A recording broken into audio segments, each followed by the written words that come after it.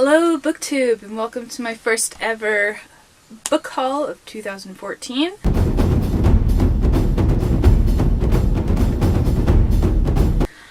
It's not my first ever book haul. I've done many, but I've never filmed them and posted them before. So I get a majority of my books from thrift stores, and I had the opportunity to drive my brother back to Toronto and decided to hit up a few of the thrift stores there, see what I could find. And in total I got 17 books. I didn't spend more than $5 on any of these books, so I'm really happy.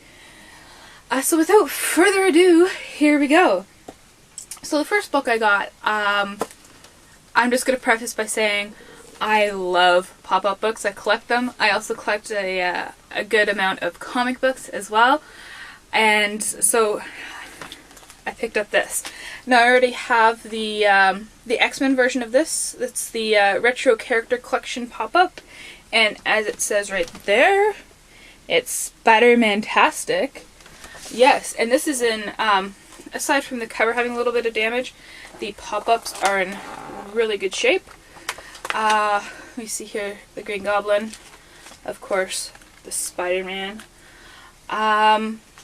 So yeah, it's basically each page is dedicated to a character, and they have their own special pop-up.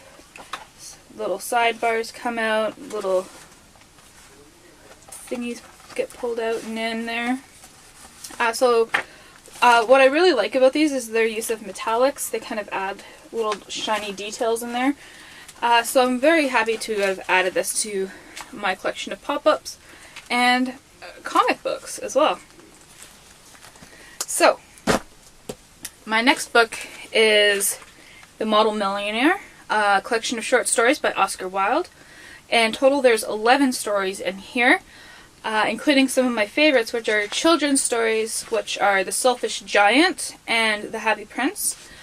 Now, all of Oscar Wilde's works are very witty, very quotable, and some of them are a little more melancholy, such as The Picture of Dorian Gray, but a lot of these are very kind of light in nature, and I enjoy reading his humor, his style, and all that.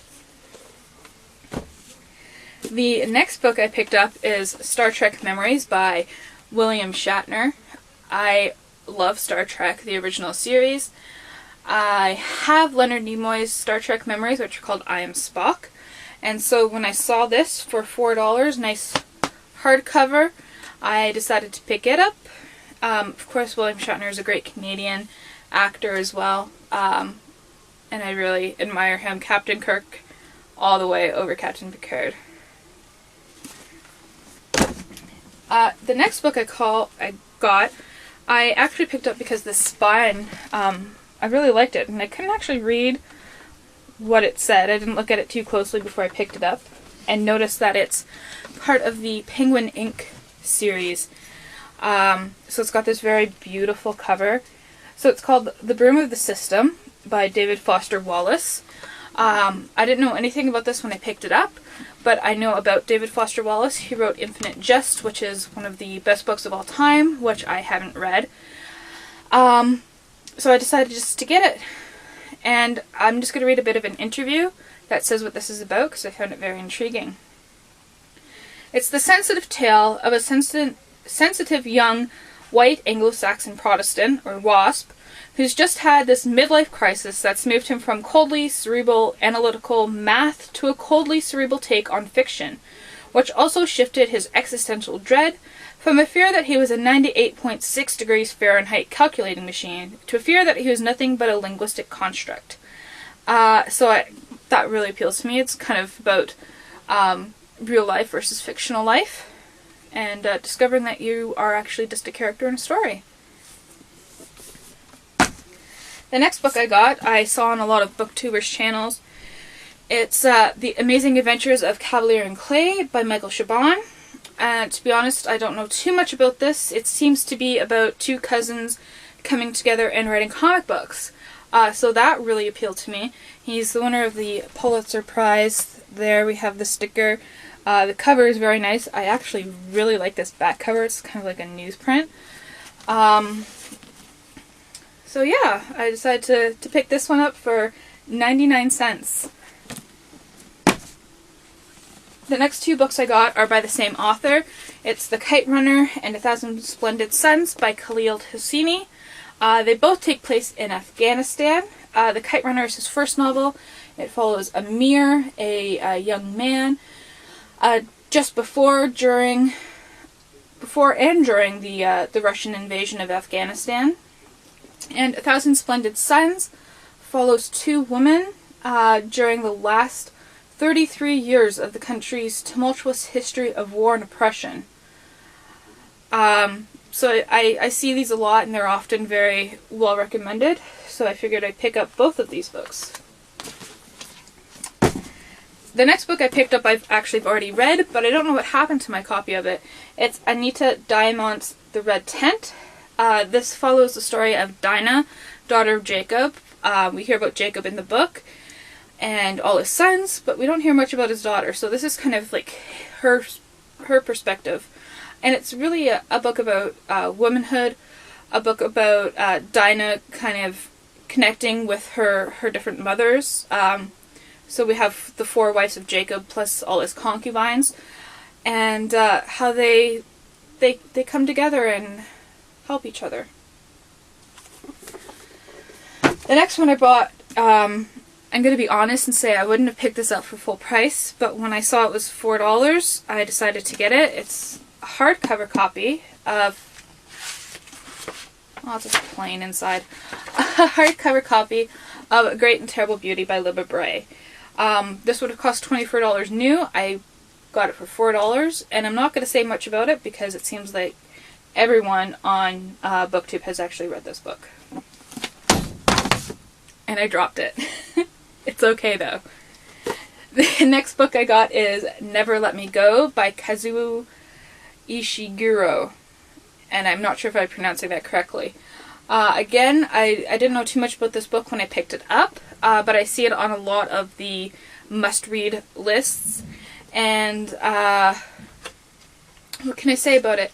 It seems to be a dystopian from what I've read online, wherein the main character and her friends are clones that are going to be used to be organ donors. So they die. Basically, that's what they're alive for. So I wasn't expecting that at all from this. And it was made into a movie with Keira Knightley, who's one of my all-time favorite actresses. I just haven't gotten around to seeing it yet. So, yes, that's one of my other books. The next one I'm going to show you I can gush about forever and ever and ever, and it's The Vinyl Cafe. This is the Unplugged one by Stuart McLean.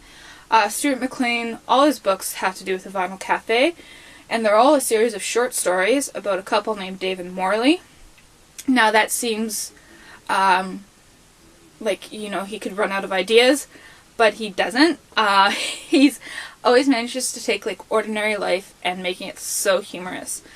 So this one actually has some of my favorite stories in it, including Galway, which is about a cat, and David and Morley decide to try and toilet train the cat, and, you know, hilarious things ensue from that. Stuart McLean is a great short story author. He actually has a CBC show where he reads his stories out loud, and I'm actually going to post that in the description bar because I really think everyone should at least hear him tell his short stories, if not read them as well. The next book I got is Youth in Revolt, and I just want to show you this cover. It's the Journals of Nick Twisp by C.D. Payne, and it is really neat. It's got this kind of detail of coils, so it actually is supposed to look like a journal, even though it's immensely thick. This was actually made into a movie. That's probably where most people have heard of it, starring Michael Cera. It's basically about a 14-year-old who has the world dumped on him. You know, a whole bunch of bad things happen to him, and he's just trying to find himself. But it's supposed to be really funny at the same time. The next book, I guess, is kind of along the same lines. We have A Prayer for Owen, Meany by John Irving. This is supposed to be a really comic novel, really funny. but it's about a heartbreaking character. I don't know how, but on the back, I'm just going to read it. Owen Meany, the only child of a New Hampshire granite quarrier, believes he is God's instrument. He is. So I was actually on a Reddit thread recently, and this was on one of the recommendations for the must-reads that I didn't own or haven't even heard of. So I decided to pick this up for 99 cents. The next book I got is The Penelope by Margaret Atwood. So Margaret Atwood is a classic Canadian author, as well as just a classic author in general. The Penelope is about Penelope, the wife of Odysseus, who we see in the Odyssey, and it's basically what she's gotten up to since Odysseus disappeared on his adventures. I really like these kind of stories where they're sequels or kind of retellings of famous stories from a different perspective, different characters. So I decided to pick this book up. The next book I got, I'm not going to talk too much about because it's actually the book I'm going to read next, and it's called This Is My Country, What's Yours by Noah Richler. This is a literary atlas of Canada.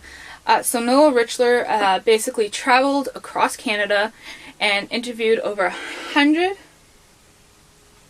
different authors, it says on the back, trying to find out about the Canadian identity and about the Canadian literary history.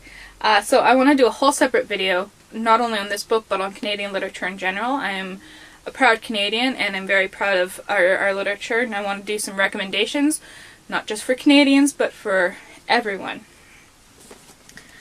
My second last book may seem a bit immature, but it's called You Doodle by Nicholas Catlow, and it's basically a page. You get a page and you have to fill in. So what do you see in the crystal ball? Fill the box with anything you want. What's growing? And I find these books, I have quite a few of them, are actually where you forget about people judging you for your creativity and you just let it flow. It really gets you going if you're stuck creatively to just kind of, doodle and color and, lose yourself in something creative. Now, my last book I don't actually have with me. It's called The Gunseller by Hugh Laurie. I immediately picked it up because, it's Hugh Laurie. If you don't know who he is, he's most well known for his role in House. I know him from Fry and Laurie, Stephen Fry. I love that man. And Hugh Laurie is amazing as well. So I saw this and I had to pick it up. It's by Hugh Laurie. So I lent it to my dad. I think I already said that. And it's basically kind of like a war kind of novel. There's a retired Navy officer or an Army officer, and he gets involved in a terrorist plot, and motorcycles and hot babes and stuff was what it said on the back of the book. But I'm really looking forward to Hugh Laurie because I love his humor. I've seen some of his other shows where he co-wrote them, or actually did just write them, so I'm really looking forward to actually reading something by him. So comment below if you've read any of these books, on which one you think I should read probably after This Is My Country, What's Yours, and I look forward to seeing your book hauls in 2014.